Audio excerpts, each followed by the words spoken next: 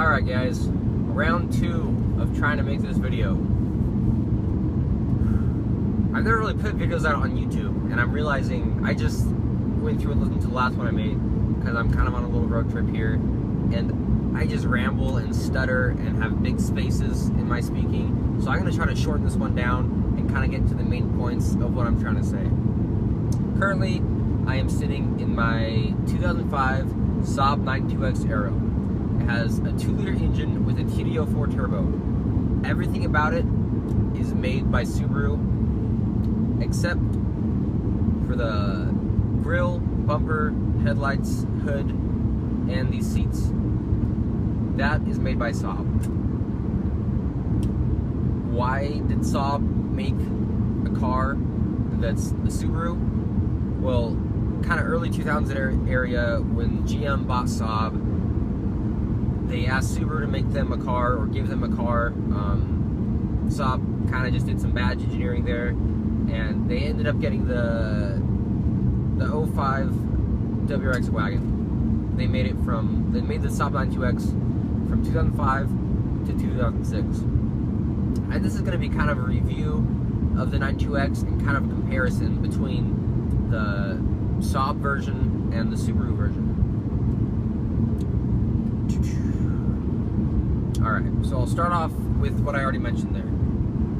The seats and the front end, basically. This is a narrow bridge. There we go. The front end, I'm a huge fan of it. I love it. It's not quite as aggressive looking as like the 05 STI or WRX front end. A lot of people don't know much about Saab, so they kind of aren't big fans, just based off, I don't really know what this is. It's very unique styling. I'm a huge fan of it. Not all of Saab styling, that's for sure. But what they did with this car, I'm super glad they did it, and I'm really glad that it's rare. I'm always into owning rare cars. Something unique, something kind of sets you apart. I live in Spokane, Washington. Everybody in Spokane has a Subaru that's loud and is fast and makes turbo sounds, and I love them. But I wanted something a little more unique. So originally, I was looking for a Forester XT. They're a little bit harder to find. Still get that awesome Subaru performance out of them. Still find any Subaru part and throw it in there and they fit like Legos. I actually found one in Seattle. It was an 06 Forester XT. Those come with a 2.5 liter and the same TDO4 turbo, the small little turbo. Super clean, like 80,000 miles, clean title. I was gonna pick it up, and since it was in Seattle, somebody who was closer had picked it up before me. No big deal. I'm kind of just browsing for a car, and when I look for cars, let's see, this is my 4th car that I've owned, and this is my 7th vehicle that I've registered to myself. So I love looking for new cars. I love just the experience of getting a new vehicle and how that kind of fits into your character. I don't know. I love it. I love getting new cars. That being said, I never want to get rid of this. I said the same thing about my last car, and I still have that one. It's a 1989 Volkswagen Cabriolet. It's a chick car, but it's so fun to drive, and I love it. But it was time for me to get a real car, because that thing is not the most reliable thing in the world. I've taken it apart and put it back together so many times. Like in the parking lot of my high school, trying to get it running, just tearing stuff out of the engine bay. Back to this car. I picked it up because it's unique, and it's still the Subaru that I love. The first day the guy had posted it on Craigslist, I called him up and test drove it the next day, and bought it the day after that. It was very quick. I did not do a pre-purchase inspection. And I regret that, but I also don't regret that. If I had done a pre-purchase inspection, I would not have bought this car. I bought it over Christmas break, the Friday after Christmas. It took me about a week after that to register it and insure it because tax and everything and all that cost like $1,000 just for the paperwork alone. So I was kind of waiting until my next paycheck, knock that out of the way so I'm not just going in debt, you know. Got all registered, turned the key to go to work. Tensioner on the timing belt had slipped, ran the belt around, bent valves, needs new heads. So at this point, I didn't cry. I felt like crying, but I didn't cry. I felt like crying. I was just like frustrated, and I just paid $8,500 for this car. I'm probably, what, new heads, and you have to get the block remachined and everything. That's going to be like $2,500 worth of work. Luckily, my buddy Austin Nauert owns a Subaru performance shop. I called him up. I'm like, hey, I have this Volkswagen Cabriolet, or I have this 2001 Buell Blast 500, which, if you don't know what that is, it's like it's a pretty cheap bike. It's nothing special. It's a subdivision. This guy's gonna give him a little room. It's a subdivision of Harley, so the bike is made well.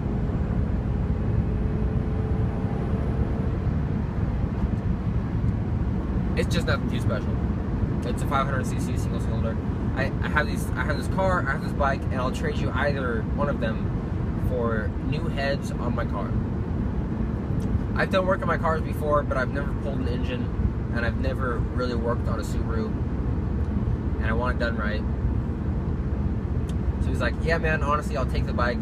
I'll get your car running how you want it, put new heads on it. So we do that. About a month later, new heads are on it and everything. It took a month because he has tons of cars up at his shop, and he was kind of working on mine personally. He didn't really have anybody work on it because it's a personal trade, the bike for the work. So the work is all done. He's like new tune and everything, turning the key, and there's like no compression in the bottom end, and it needs a new block. And this is why I said I wish I had done a pre-purchase inspection, because I wouldn't have had to dealt with all of this.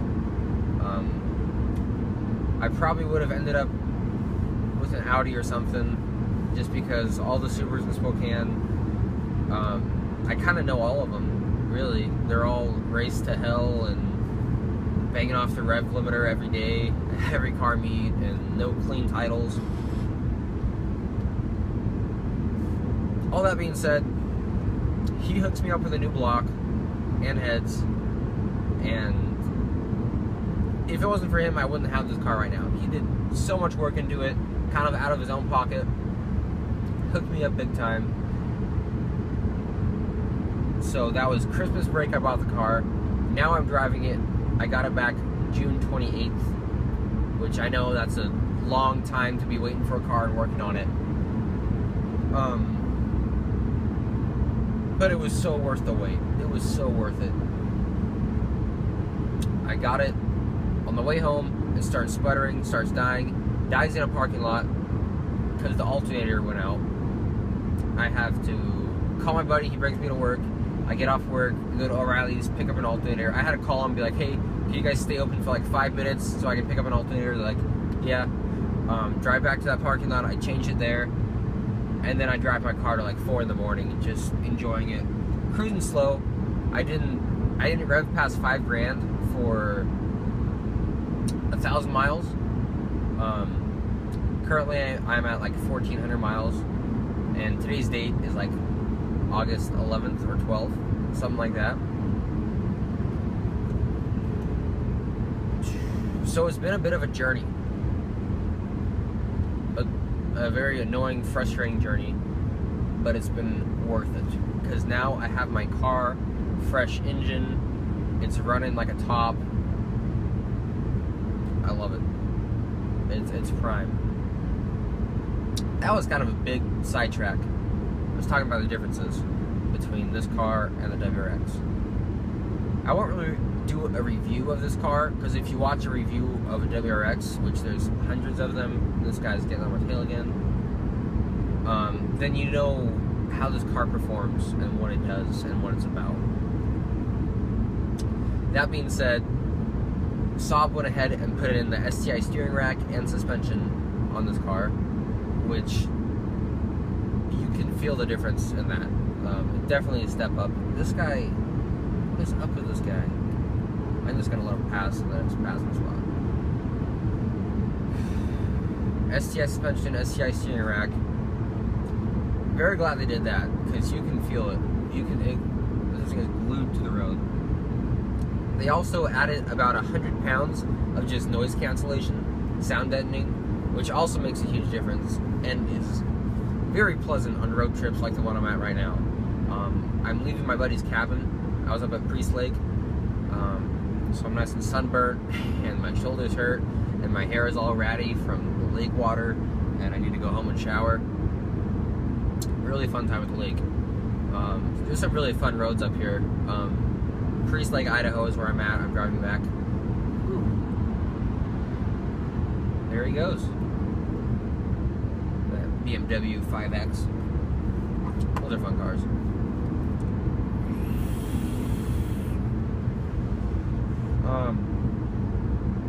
Back to this. I'm kind of doing this video as a review. I also kind of want to share my story with the car. If any of you guys are out there looking at buying a Saab 92X, I would say, yeah, buy it, but get a pre-purchase a PPI, pre-purchase inspection done. Most decent shops will do them, and if the guy you're trying to buy it from absolutely does not want to have his car inspected, then you probably shouldn't buy that car, honestly. I didn't even think about it. I just jumped on the opportunity to buy this thing.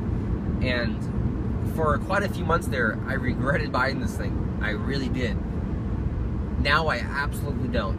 I came out at about 10 grand for a very clean Subaru with a brand new engine, new clutch, new timing belt, new alternator, new thermostat. I had to change the thermostat.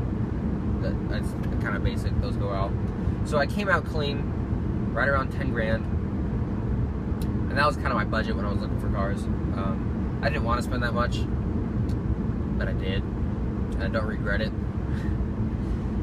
For the longest time there, when I didn't have my car, I'd like wake up, did I really buy a car? I look at my bank account, yep, there's 10 grand missing. I bought a car, that's for sure.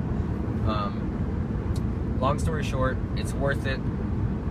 If you're looking at getting this car, really with any Subaru, because they're so finicky with the head gaskets and everything, if it's not in good shape, you're going to be putting some money in it. That being said, they hold their value incredibly well. Try to find an 05 WRX with a clean title and a new engine for 10 grand. Try to do that. At least where I'm from, the Northwest, that's not an easy thing to do. That is, no. This car is easily 12 to 13 right now. Worth that much. Let's see, aftermarket. I put on a Turbo Smart blow-off valve. Recirculating, so it's not venting the atmosphere. That being said, it does give a good little sound to it. I threw on a little boost gauge. I'll put a little clip into that of just how I routed it and where I put it. I put it somewhere kind of unique. I took it apart I took the boost gauge out of the pod and stuck the copper fitting in through the air vent, and then ran the vacuum line through the air vent. So it's kind of mounted in this little air vent here, and I can move around and adjust it, and it stays there, and it's accurate, and I love it. It's cool. The boost gauge was kind of a pain to put on, mainly just that hose clamp that goes down off the little elbow off the blow-off valve. If you put one on, you know what I'm talking about. That hose clamp took me forever. It was not fun. Whenever I put a new blow-off valve on there, I'm just gonna get one of the hose clamps that you can unscrew and to loosen and tighten. Because getting those long needle nose pliers in there and pinching it and pulling it out took for way too long. Maybe if I had the right tools, it wouldn't be too bad. That was annoying. Let's see what else. I just put on a gold tint on the headlights. It was $4 on Amazon, and I didn't think it was gonna look that good, and I didn't really take my time putting it on. But I love how it turned out. I think it looks awesome. Worth the $4. I was really happy with that, so I ordered some black tint from the same company for the taillights. Maybe I'll do an install video on that. I just ordered a 32-inch LED bar off of Amazon that I'm gonna put kind of right where my license plate is, that little gap in there. I'll probably have to weld up some brackets or something, but that'll be a fun little project. I'll get that squared away. That'll be cool. I ordered a little tow hook. I actually got the text from Amazon today saying that was in. So I'll go home and put that in. Nice thing about the Saab is they actually have that little tab that pops up to put the tow hook in, unlike the WRX where you have to hack up the front bumper if you want to install it. Or there's also aftermarket bumpers that have a little hole there. So that's my car. That's the story. Those are the differences between the Saab and the Subaru versions of the 05 wagon Impreza.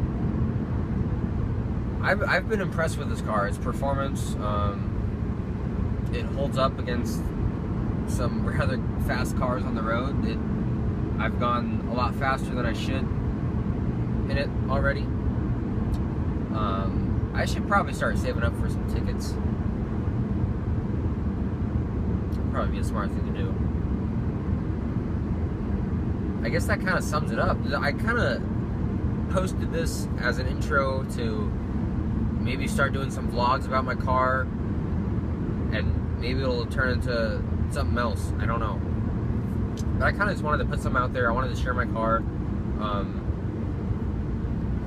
Because when I was buying this car, whenever any of the cars that I bought, I'll always go on YouTube and see if there's any walkarounds or any reviews of them, good reviews of them. And so it's always good to have information out there on your cars. And so that's some information on this car and my story behind it, and whether I think it's worth it or not. Yeah, it's worth it. It's a unique car. It turns heads. I pull up to car meets and guys are like, "Where'd you get that body kit for your WRX?" I'm like, "No, that's factory." And there's always a couple guys who know what it is and love it, and that's a cop. And I'm not speeding, so I'm good. Cool. So that sums it up. Thanks for watching. If you made it this far in the video, cool. Yeah, leave a comment. Let me know what you want to see done to this car. Any questions for me about this car. That's it. Thanks for watching, guys.